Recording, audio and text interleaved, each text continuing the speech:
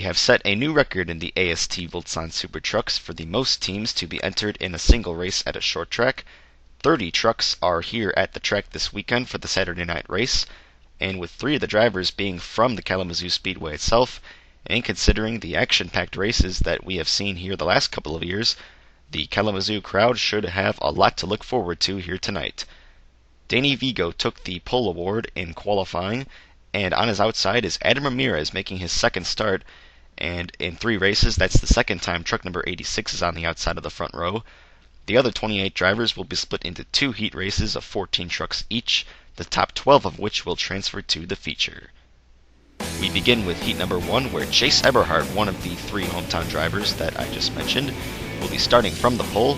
Eberhardt ranked 3rd in qualifying.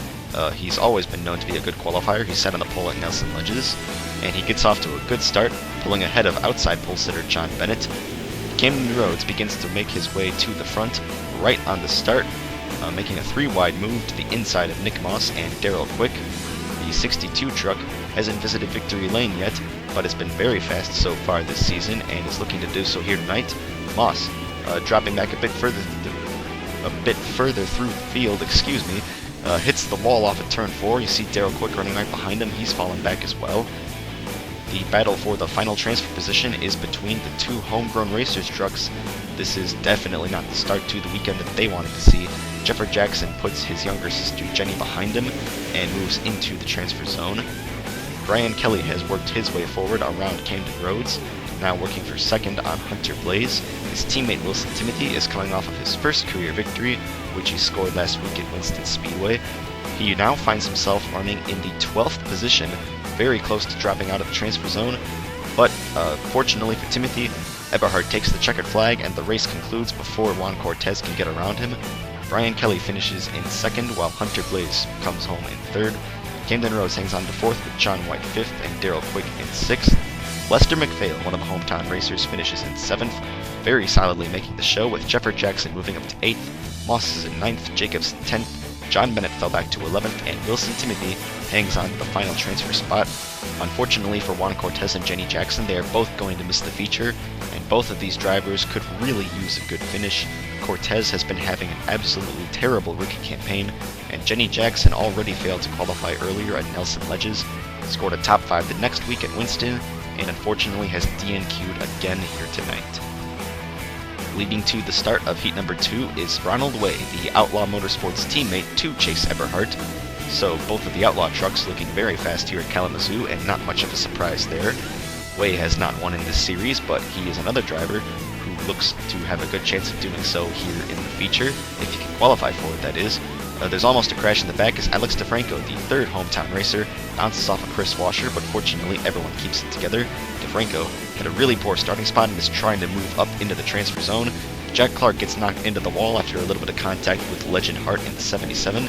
Clark dominated this race in 2014 before getting wrecked in the final 10 laps, and he's in danger of missing the race here tonight. We're on board Chris Washer right now, who's also in danger of missing the race. He runs in the last position, and he's trying to put Jack Clark behind him, so Clark doesn't seem to have anything for the 77 of Legend Hart, who runs ahead of him. Kevin Thompson moved into 2nd on the start and holds station there at the moment. Samantha Spires runs in 3rd, but coming to take the checkered flag, Ronald Way leads every lap, much like his teammate did in Heat 1, to win Heat number 2. The battle for the final transfer position, however, is a little closer than it was last race. Brianna Prinzhorn just got passed by Legend Hart. She's been dropping through the field since the start. She did very well in 2014 as well, and it's a surprise to see her doing so poorly. Hart almost loses the truck off of turn 4 coming to the white flag, but keeps it under control. And now here comes Jack Clark right on the back of Prinzhorn. He goes to the inside in turn 3, diving into the corner, and he's going to complete the pass. Hart goes in the wall, likewise with Washer behind him, but Prinzhorn is going to miss the show as she wrecks Legend Hart after the checkered flag. That was a very odd incident. We're on board Prinzhorn right now, coming to the checkers. Hart goes in the wall in front of her. She had to slow up to avoid hitting him, but she was going to finish 13th anyway, and wrecks the 77 immediately after taking the checkered flag. I do not know what that was about, but I'm sure that the officials will be having a word with Prinzhorn after the race. Again, Kevin Thompson finishes in 2nd with Spires in 3rd. Gordon Davis finishes in 4th, and Alex DeFranco worked his way all the way up into the top 5. Michael McKinley's in 6th. Zach Churchill, Prince Orne's teammate, is in 7th. Kathy Gargalock making her first start since MIS is in 8th. Archer Helms fell back to 9th after starting on the outside of the front row. Then it's Amberly Weiss, Jack Clark, and Legend Hart. And again, Prince Orne and Washer are both going to fail to qualify for the feature. Prince Orne is another driver who can ill afford a DNQ, being so far down in the point standings. Chris Washer is only running part-time, but it's still a disappointment for him as well. The 96 truck just did not have the speed in the heats. We are now ready to begin the 75-lap feature race from here at the Kalamazoo Speedway, where Danny Vigo will start from pole position, with Adam Ramirez on his outside, as mentioned in the pre-race. Ramirez gets off to a fantastic start. He nearly clears Vigo by the time they reach turn number 1, but Vigo is still alongside him and has the inside lane. This is not a multi-groove racetrack. The inside is where you want to be, and Vigo is going to lead the first lap, getting around the 86 and bringing Chase Eberhardt with him and into second place. Ramirez can't find his way to the inside lane where he probably wants to be, and off of turn 4 he's going to hit the wall and allow Hunter Blaze to go on by. So not the best of starts for Ramirez, but in the midfield, Lester McPhail is off to a great start. He's gone on the inside of Michael McKinley and Gordon Davis in a 3-wide move, and is trying to work his way towards the front, but he's going to get turned into the outside wall in turn 2, and gets launched into the air. He nearly clears the wall and rolls onto his roof. Somehow he's going to drive that truck away, but he is clearly done for the night. Some very heavy damage sustained. Here's another look at it. McPhail trying to be a hero in front of his hometown crowd and work his way towards the front on the start, but instead he ends up taking himself out of the race on lap 3 in spectacular fashion. That was a very scary crash, but fortunately for McPhail, he is going to be okay. Onboard Gordon Davis watching the 404 nearly sail over the wall and come back down on its side. Davis and McKinley will be able to continue on, and again, McPhail is out of the race. Danny Vigo leads over Chase Eberhardt and Brian Kelly on the restart.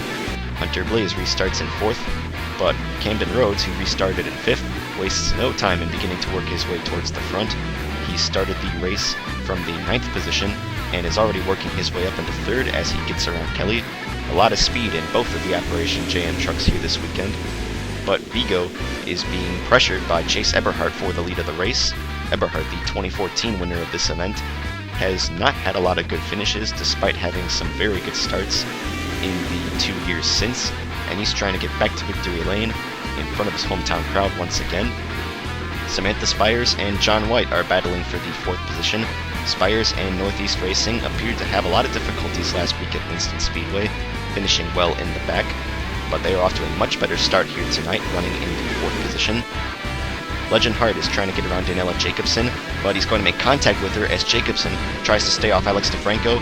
He gets sent down onto the apron, comes back up into the 57, and spins into the outside wall. Jacobson, again, had to stay off of the 95 when DeFranco hit the outside wall.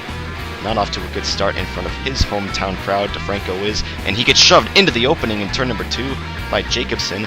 Of course, the 57 had just been hit by the 77, and DeFranco is going to have to pit to repair his damage.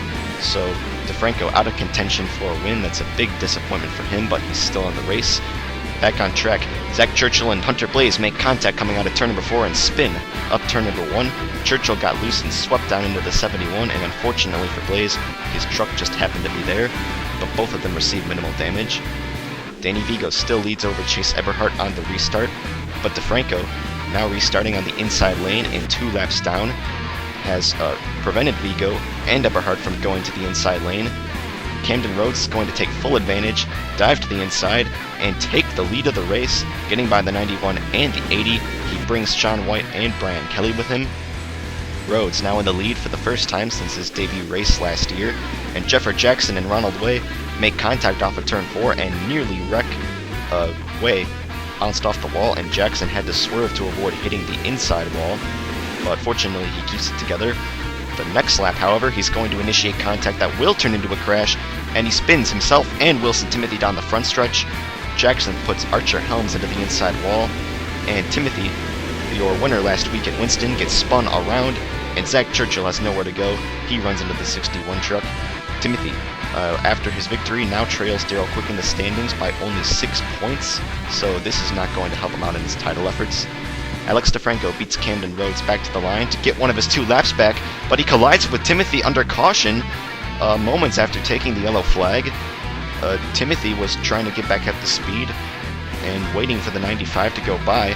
Here comes DeFranco barreling in on the outside and runs into the 61 truck. He really should have used a lot more caution than to go screaming between Timothy's truck and the outside wall the way he did.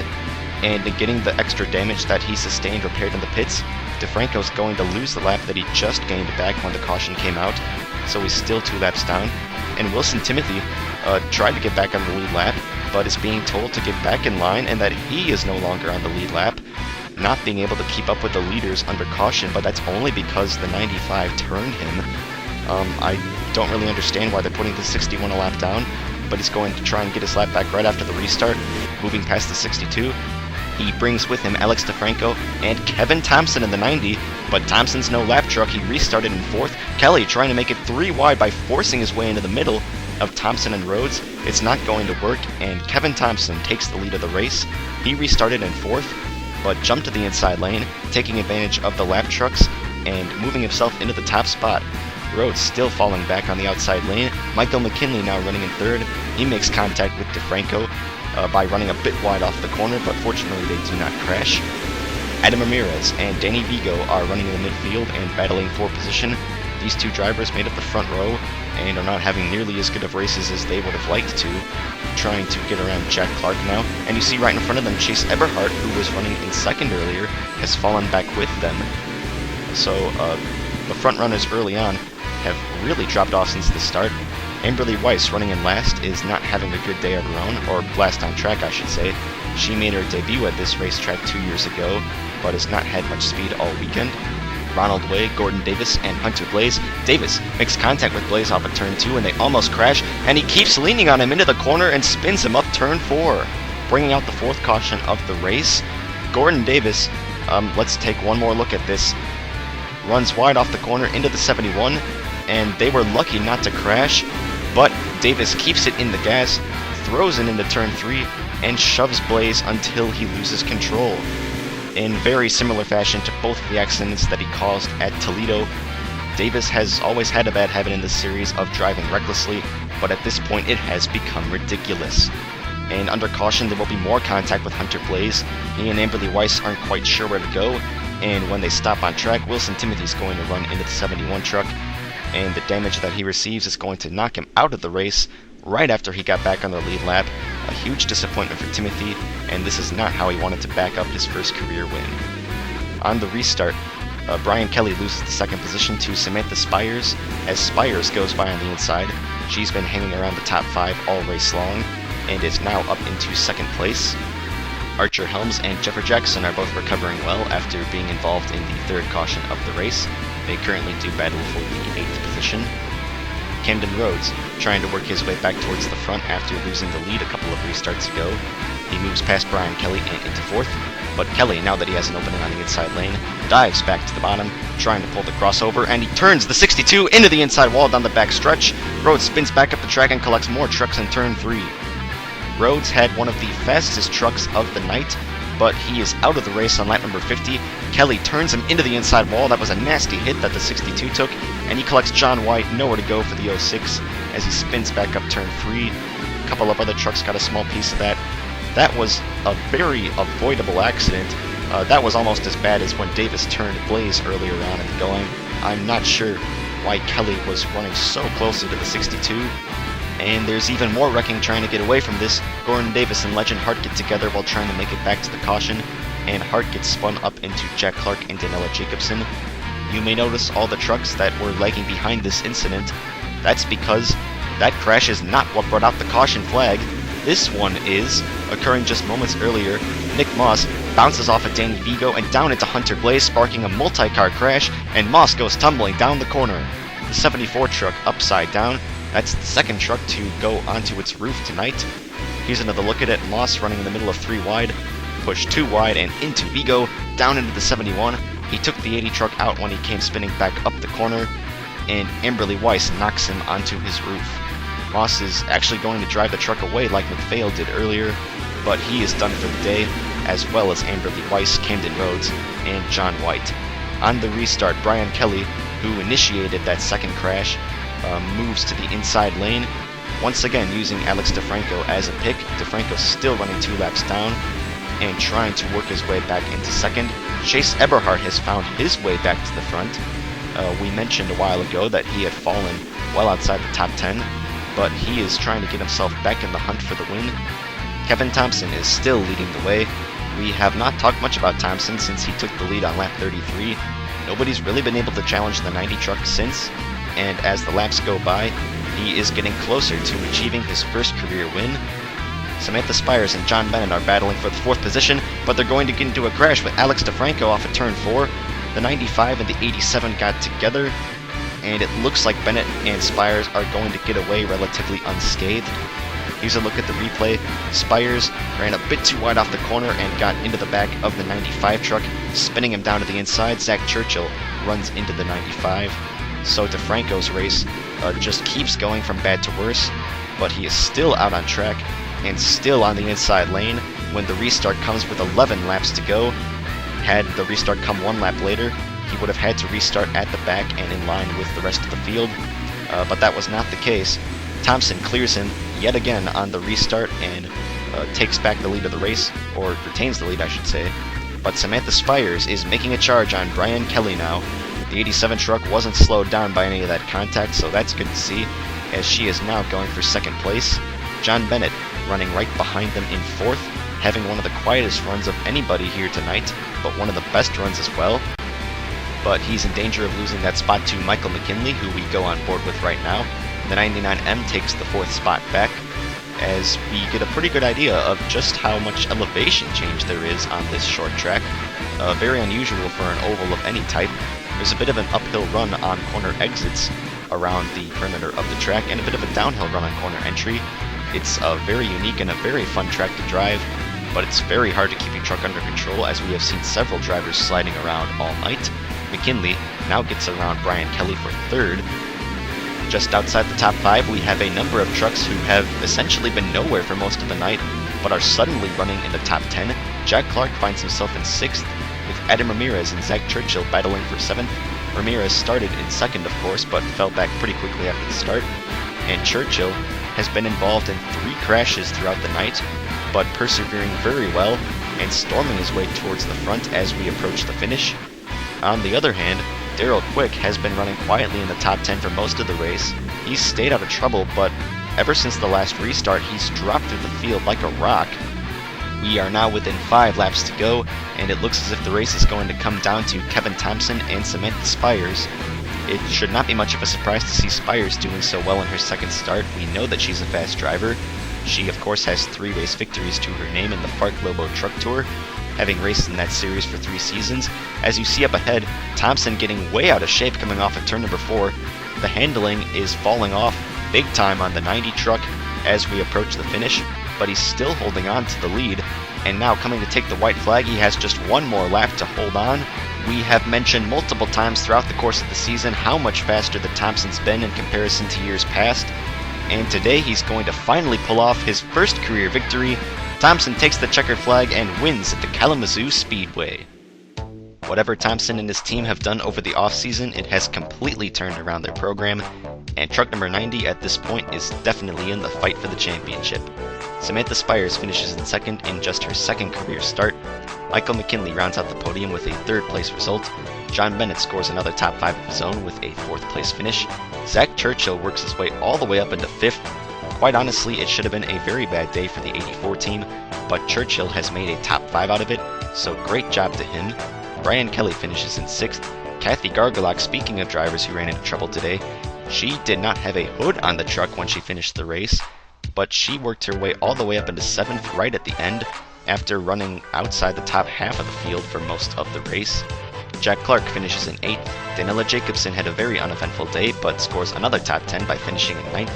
And Adam Ramirez scores the first top 10 of his career in just his 2nd start, and puts both of the Isanis in the top 10.